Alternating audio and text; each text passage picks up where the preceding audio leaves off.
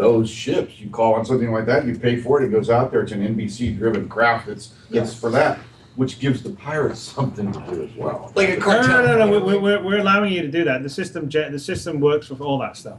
Okay. So we're allowing. I mean, basically, we simulate the whole universe with NPCs, and all that happens when a player is playing is they basically are kicking an NPC out of one of the slots. So they all go about their life.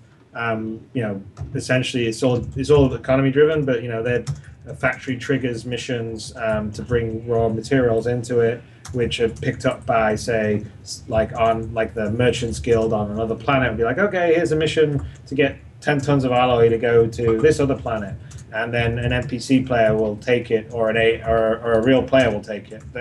Basically, a real player can take it. If no real player takes it, NPC grabs it. So all these things are going on in the background. So like you literally should be able to log on to the game. You could be the only person on at all, which probably won't happen, and you should go out there and you should see a universe happening. So going back and forth. So Chris, one of the things on kind of on the note of the economy that they were wondering about is the crafting system. Because I think the economy plays into that, the ability to own a factory and all that. So they were wondering what role the crafting system will play in Star Citizen. Factory minigame. Well, so I mean, there's several. One level is going to be what we talked about on the vehicle items, where you'll be able to, tune the vehicle items. So think of them like PC components, like a GPU or a CPU, where you can overclock them. Mm-hmm. So every component you have has a potential beyond its base level, and we sort of randomly bake that in when we create the item and put it into the persistent universe. But obviously, when you start to overclock, you don't know where its threshold is going to be. Maybe it can be 20% more, maybe it can be 30% more.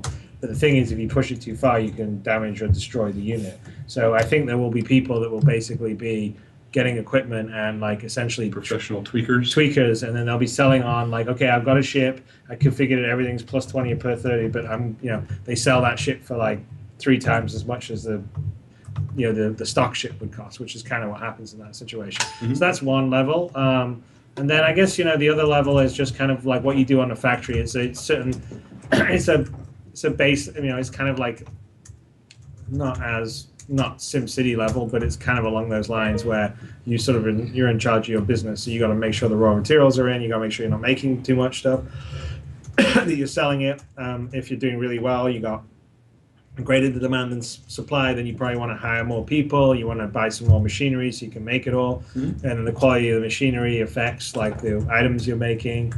And somebody's got to make that machinery to make the item. Yeah. So it's all an ecosystem. Yeah.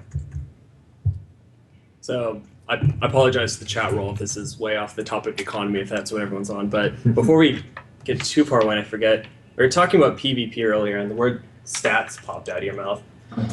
In some environments, people consider it to be all that matters, and some people think that it's absolute living cancer just to go ahead and poison the well. But kill-death ratios and the way that some people track victories versus losses and the weird cultures that grow around it, how do you feel that sort of thing is going to be addressed in the back end in Star Citizen, and would you like me to maybe take that question back while you think about it?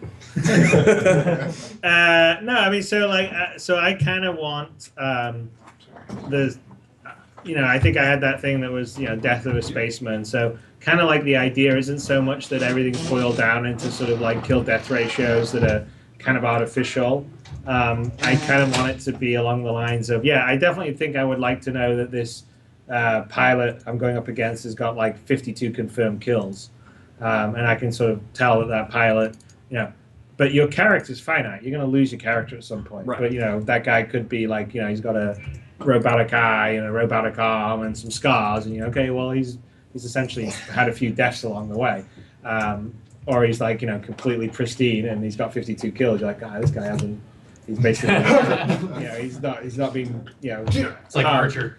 But I think I want it in universe that way. So I don't really want it to be in the line where like you just go to a leader ladder. We're going to have some in the dogfighting alpha just because we don't have any persistent universe, so basically that is really just about head-to-head stuff. And I think we'll support some of it in a sort of more kind of separate from the persistent universe, where there's like competition, like sim competition, and people can go against each other. Right. But generally in the main persistent universe, you won't. All you'll probably know is What is how many my- sort of confirmed kills the pilot you're what up is my, against, and you username? could if you get to see what his avatar looks like, you'll Do you have know an what my idea of username like is?